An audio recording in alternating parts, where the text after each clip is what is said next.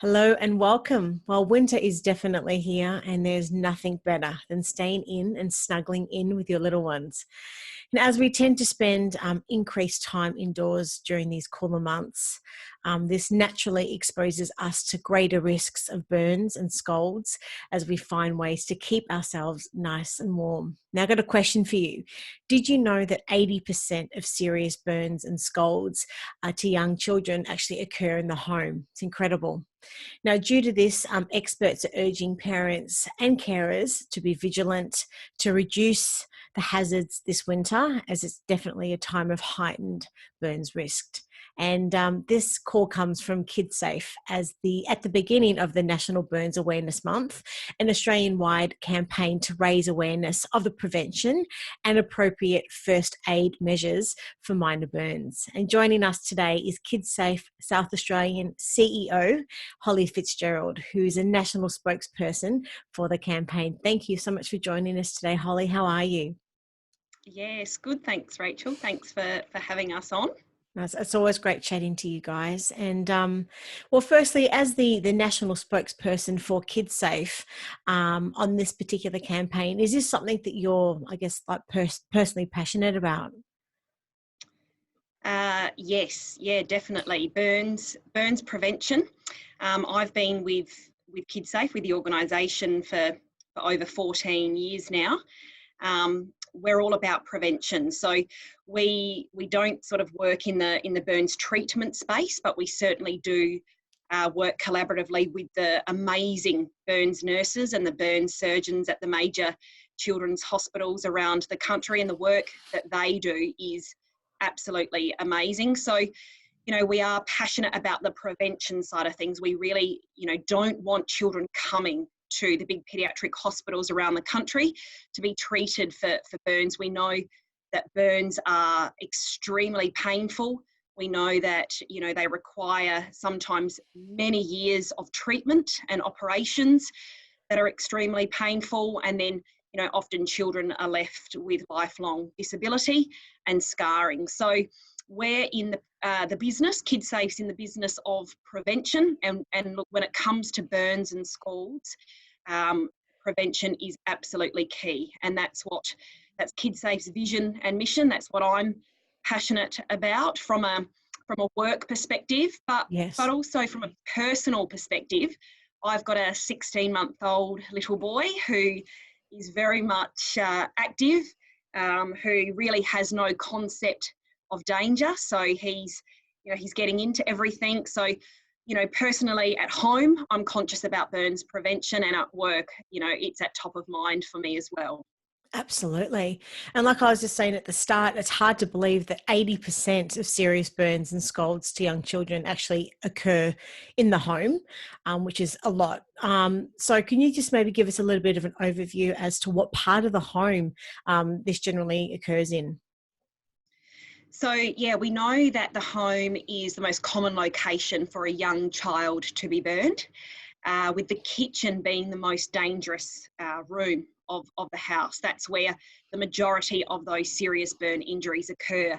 And really, that the toddler age group, that birth to 5-year age group, they are most at risk. So, they, in terms of the serious burn injuries and the hospital admissions, we are seeing, that birth to 5-year age group where they really don't have any concept of the danger. So the kitchen, obviously, that's a bit of a no-brainer in the fact that that's where the cooking's happening. That's where the hot water is in terms of the kettle.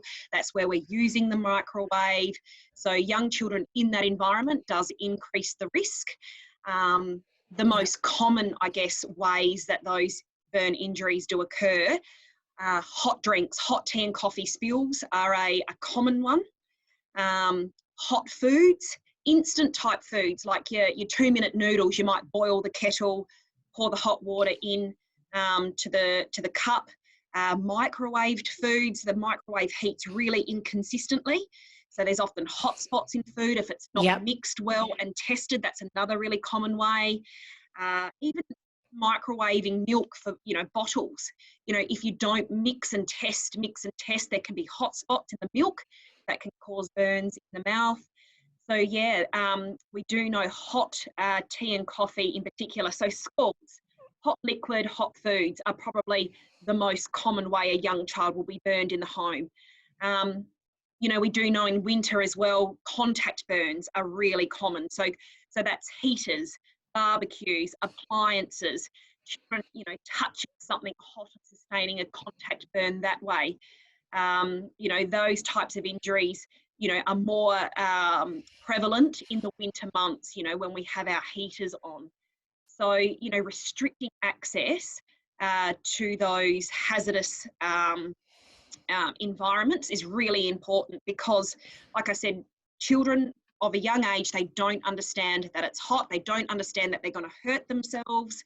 So it's our responsibility as parents and carers just to eliminate the hazard, restrict access, have that gate around the heater, make sure that children either, aren't accessing the kitchen where there are a number of burn hazards, and just making sure that, they just don't have access to those hazardous situations.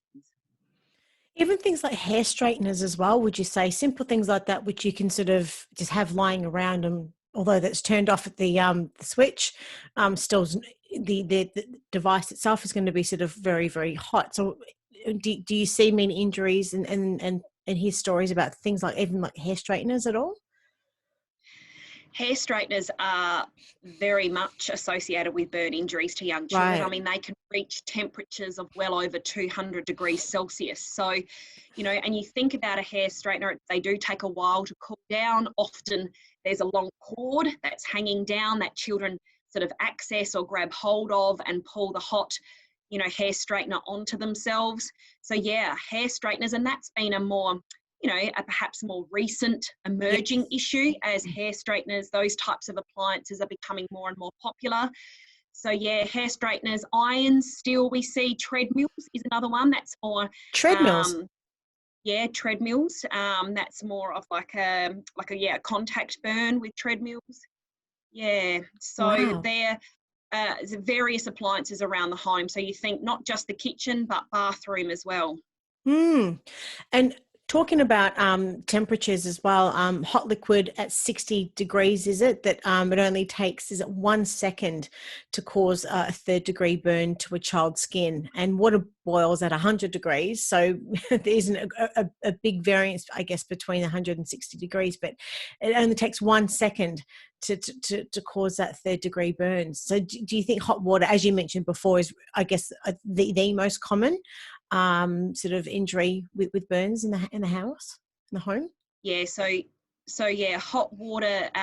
So at 60 degrees Celsius, as you said, it takes 1 second to cause a third-degree scald to a child's skin. So that's instant. So obviously anything above 60 degrees Celsius is just an instant third-degree scald. So water boils at 100 degrees Celsius. So you might pour that hot tea or coffee, and even 5-10 minutes later, it may be above that 60 degrees Celsius. So it's something that can happen so fast. And when we talk about say the bath, so we talk about water coming out of the tap, say in the case of a bath, if you can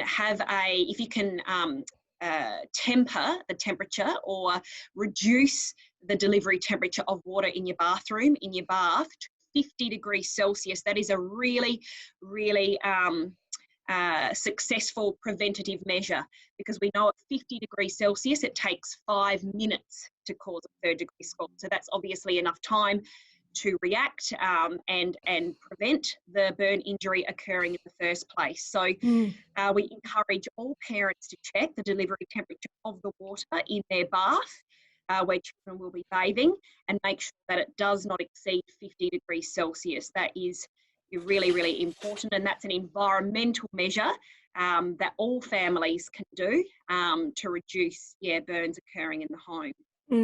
I actually remember having something happen to me when I was 3. It was a burn in the kitchen, hot water. So there we go. And we had family, and I had a relative who simultaneously, without realizing, was placing me down on the table, but they were putting a hot cup of coffee for my auntie who was holding me at the time. And of course, I had my terry toweling undies on. I remember being thrown into the shower straight after. I don't remember going to the hospital. I don't think I had third degree burns, but I do remember it being a big bit of a chaos in the house where it was just something that was an accident and it really could have just been preventable. So the question is, I guess, would you say the majority of burns in the house can be preventable? Yeah, absolutely. So yeah, burns are preventable, and that just that incident that you just explained then just shows how quickly it can happen. Young children can just throw their arms out or reach up and grab something hot and pull it down on top of themselves. And often the burn injuries can be to the face or the neck or the chest or in the lap if they're pulling things down on top of themselves. Yes. So yeah, majority of the burn injuries, particularly in the home, can be prevented. And that's sort of what Kidsafe is here to assist parents and carers, is to just think about where those potential burn hazards are in your own home environment, and just thinking about how they can be prevented. And we develop information and resources to support parents through that. So we have a burn safety checklist, which is a really simple checklist that anyone can just go through with, a tick cross sort of checklist that you can, identify any potential burn hazards in your own home. And, there's things that perhaps parents and carers haven't even thought of yet. So, once again, just spending that, small amount of time to ultimately, prevent something catastrophic from happening. Yes, and we'll make sure we have the link in the show notes, definitely to your checklist, as it is something I think it only takes a few minutes just to read through it. But if it is going to sort of trigger, I guess, a thought pattern or change and prevent anything from happening, it definitely is worth that time, no doubt, of Yes. reading. Now, we published your article titled "Preventing Burns and Scalds This Burns Awareness Month." For someone who hasn't read the article, can you give us a little bit of an overview what it's about and just tell us what inspired you to write it? Well, what inspired us is National Burns Awareness Month, which is the month of June. It's an Australia-wide initiative, a Kidsafe initiative in collaboration with ANZBA, the Australian New Zealand Burns Association. Mm-hmm. And the whole purpose of National Burns Awareness Month is just purely to raise awareness of burns prevention and the correct first aid. So we just want to reinforce those messages and remind everyone how to prevent burns and the key messages around first aid if a burn, does occur. So yeah, and we recently had some new data come through from 2018 and 19, which shows that almost 30% of children aren't receiving the correct first aid after a burn. So, that just really does highlight the importance of reminding parents about those key messages. And I guess National Burns Awareness Month, every June, we launch it at the start of winter. We know winter is the most common time for a burn to occur.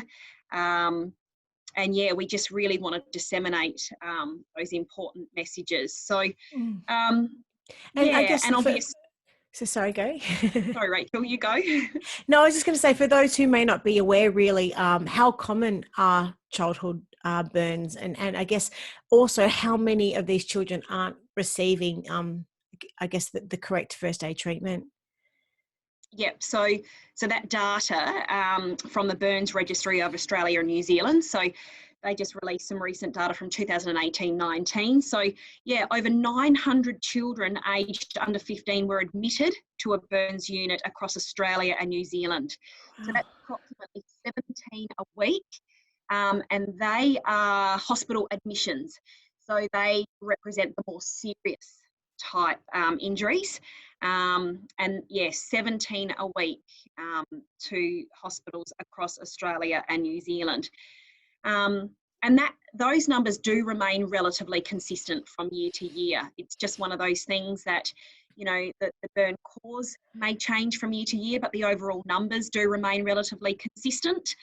And yeah, around just under a third of children do not receive the correct first aid treatment after a burn has occurred. Now, that is really, really important because, the correct first aid treatment can be the difference between the long-term outcome of that burn injury. And it can mean, the difference between that burn being really serious and require, ongoing rehabilitation and surgery, as opposed to, it healing more naturally and not so deep. So the first aid, particularly with children, is so important. And that is, I guess, a key message of National Burns Awareness Month we want to get across, is that 20 minutes cool running water on the burn as soon as it happens, to cool that burn down. That is really, really important.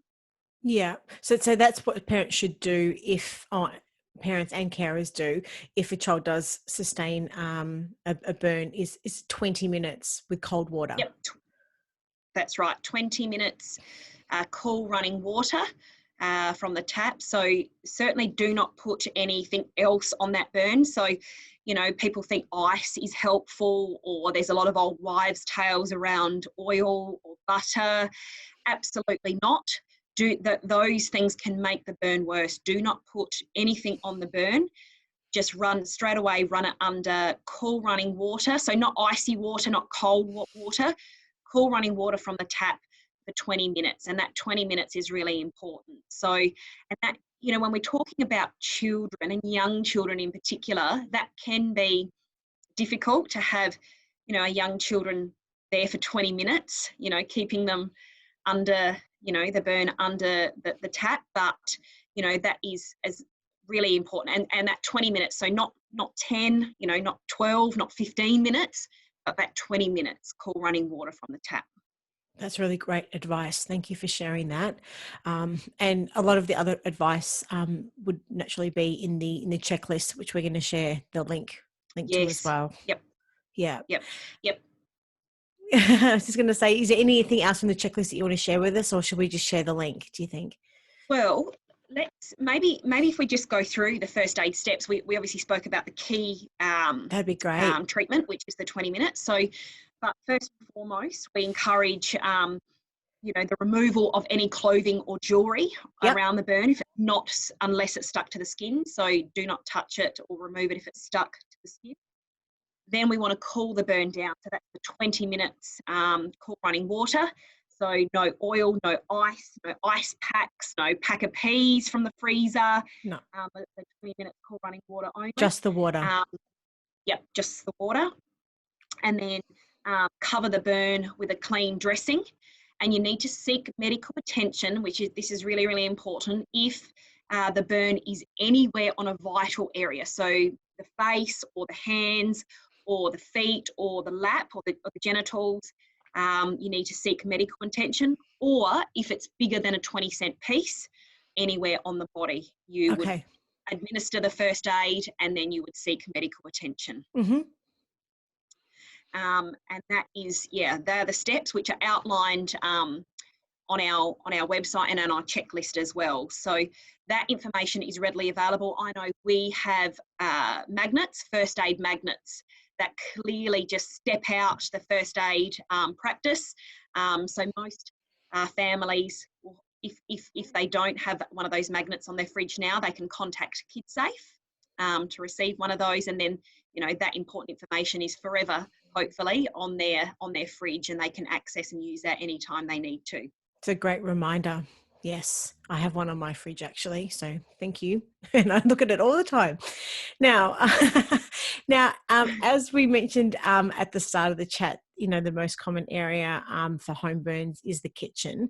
Do you have any stories that maybe you can share with us where children have learnt, in particular, which I've read in your article, to stop, drop, roll, that has maybe helped save their life, or helps just save them in general? Yeah, stop, drop, cover and roll. We practice that. We have a burn safe program in preschools and schools where we deliver key burn preventative messaging as well as first aid messaging, and we practice actually stop, drop, cover and roll, which is, it's always nice to see a group of primary school or early childhood age children practicing that, and that's obviously to put out a fire if your clothing is on fire. So yeah, that's a really important message. If your clothing catches on fire, then to stop, drop, cover and roll to put that fire out to reduce the risk of burn injury.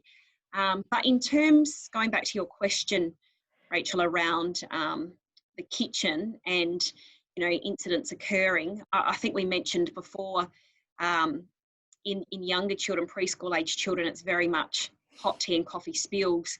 In older children, often it's where they might have a bit more independence and they are making food themselves and they have access to the microwave. That would make sense. So, and that's the 2-minute noodles and the instant type foods.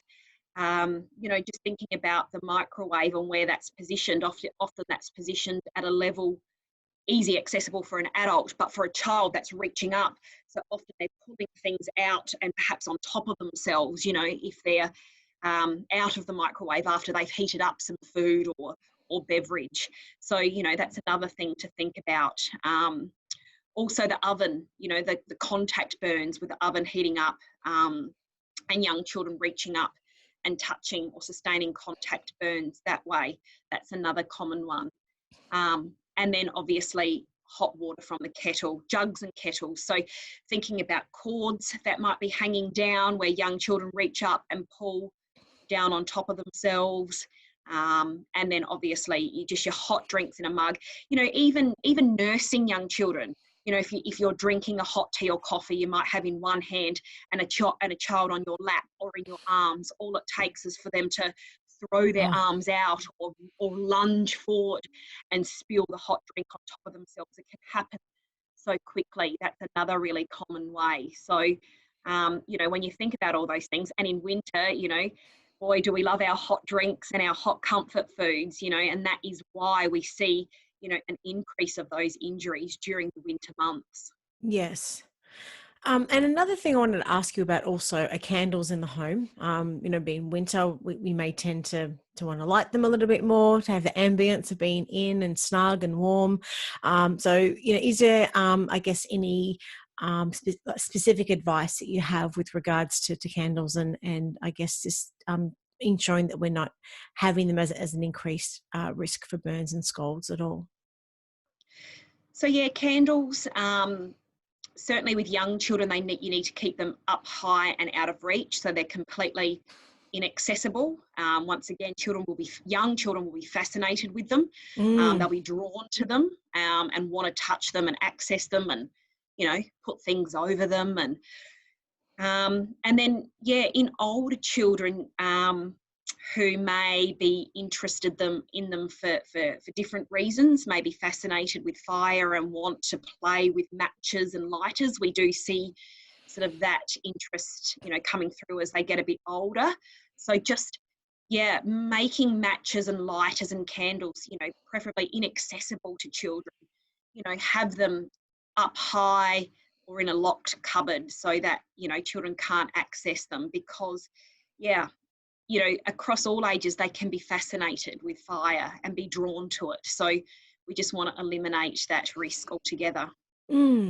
So we've spoken about the kitchen, we've spoken about the hot water and the foods associated as risks. We've spoken a little bit about the hot water in the bathtub because, I guess we may tend to sort of run the bath water a little warmer than normal this time of year, provided maybe the bathroom is a little bit cooler in the winter months. So this is something that could be sort of quite easily I guess mistaken as a risk in the house. But the other thing I just wanted to speak a little bit more about is just the heaters in the home as well. Is there anything else or any other advice that you have for families around maybe standalone heating units or anything like that at all?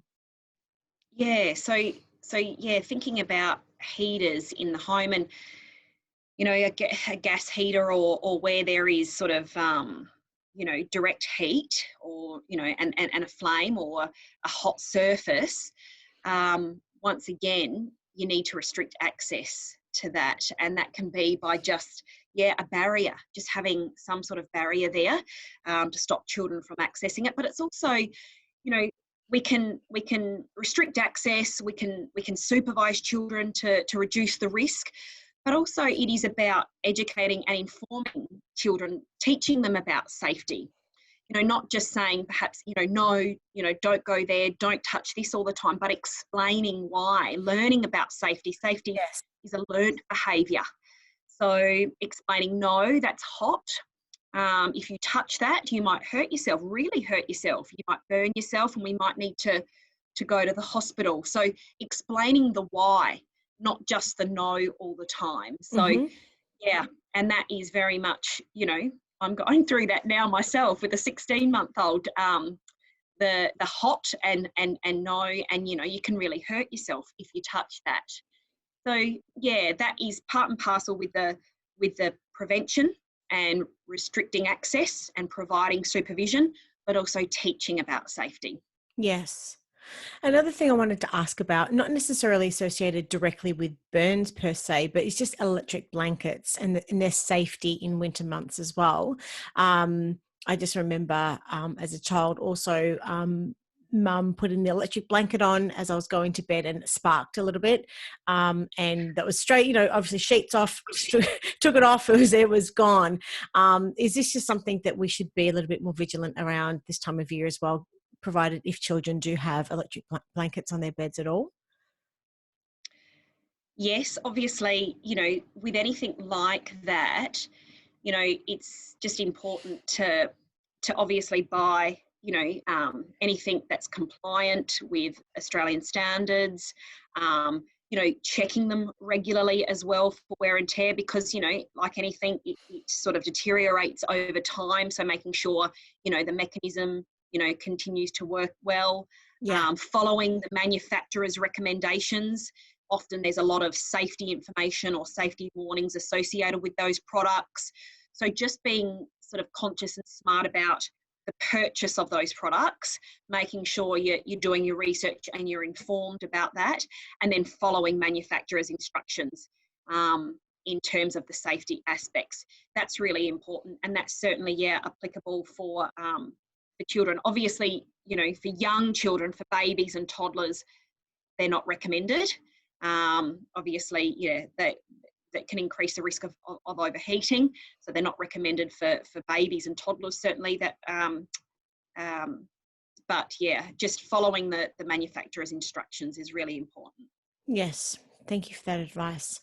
Another thing I wanted to chat about, this is with regards to, I guess, the rate of admission for Australian burn units for the Aboriginal and Torres Strait Islander population. Is it true that the rate of that is actually more than triple than, I guess, non-Indigenous population?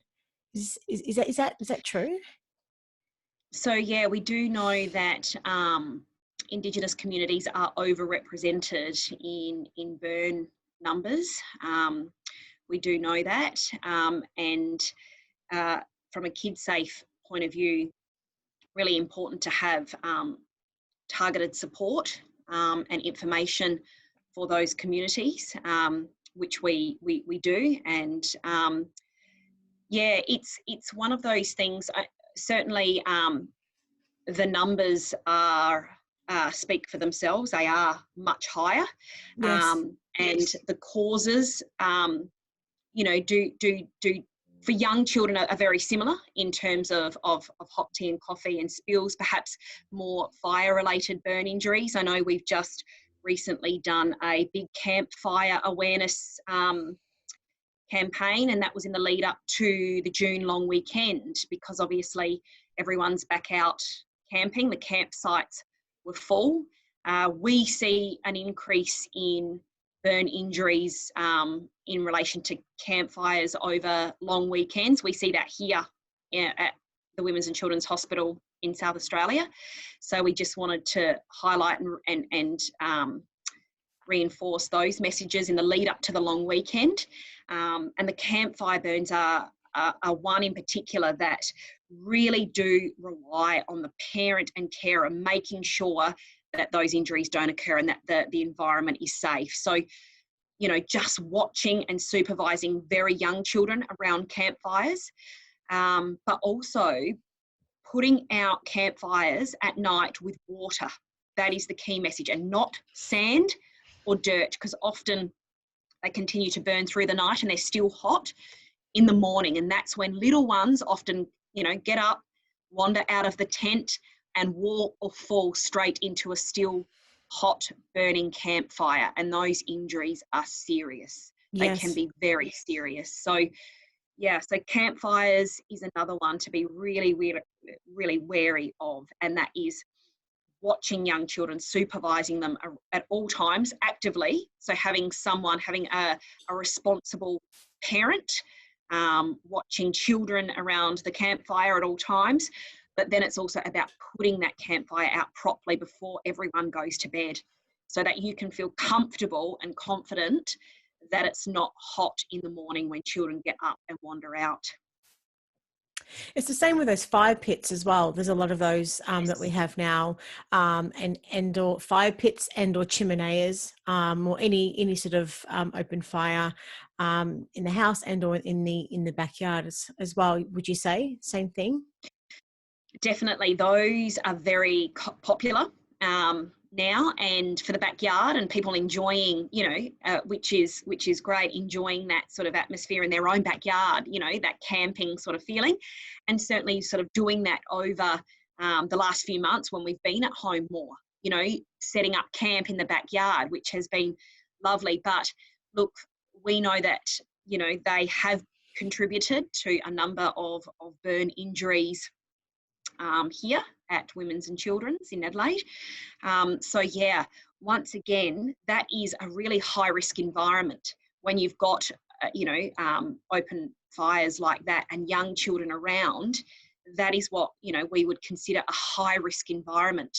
Young children, they just don't have any concept of the danger. So you really, really, to be able to enjoy that fully and, to not have to think about young children, you would be wanting to restrict access there, just making a safe zone around those types of fires so you can continue enjoying them, but comfortable in the fact that you've restricted access and it's, young children can't sort of, get to that hazard. Yes. And like we said earlier on, the majority of burns are preventable, and burn injuries really have a long-term impact on children, not just physically, but mentally as well. So we really do need to do everything we can to prevent, any of these issues from happening.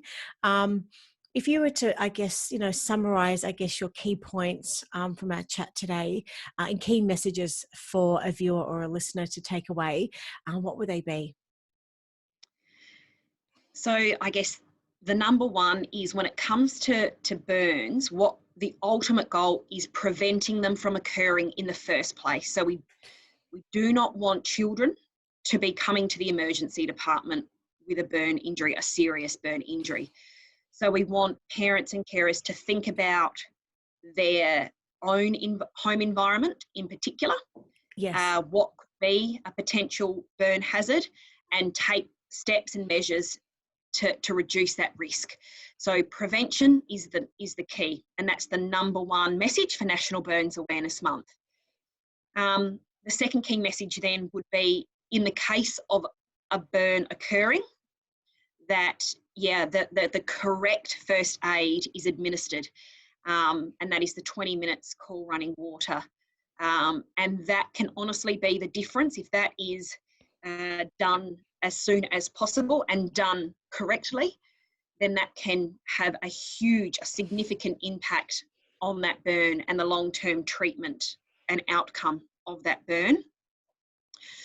That would be the second key message. And the third would be, Kidsafe is here to support parents and carers through that. So, the prevention and the first aid, we've got everything you need to be able to think about those things. So our burn safety checklist, our burns first aid magnets, even just our expertise. I mean, part of our role is to advise and speak to parents to build that knowledge base and capacity so that parents and carers feel comfortable with preventing these injuries from occurring, and also feel comfortable to treat them in case they do happen. So the third key message would be contact Kidsafe. Our whole brief is we're here for you, to support you, parents and carers, in keeping your children safe. Wonderful. And we've really covered a lot of critical information today during this chat. If parents want to sort of find more information, where do they go to? So everything we've discussed today is on the Kidsafe website, which is Kidsafe SA. No, sorry, I take that back. It's not Kidsafe SA, it's kidsafe.com.au. So that's the national website. So yeah, I'm speaking, that's the SA website. Don't go to the SA website, go to kidsafe.com.au. All the information and resources are there.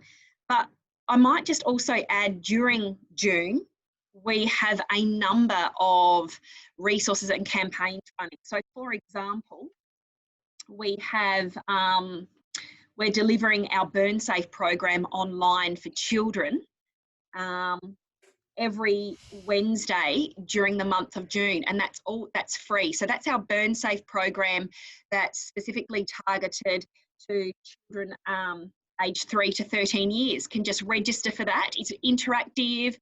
It's a really cool little program. It goes through all the ways that young children might be burned, and it talks about the first aid. So we encourage children, parents to get their children involved, teachers to get their classrooms involved. All of that information is on the kidsafe.com.au website. There's a number of activity sheets there for children aged 3 to 13 years to learn about the safe burns prevention and first aid. There's a number of other resources, including a video. There's a Facebook competition on the Kidsafe Facebook page where families can win up to $250 vouchers.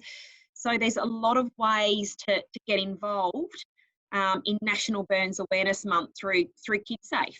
But like I said, all of that information and more is at kidsafe.com.au. Holly, thank you so much for your time today. We'll ensure we have all of those links in the show notes, and really look forward to the opportunity of chatting with you again in the future. Thanks again. Thanks, Rachel. Okay, take care. Bye. Bye-bye.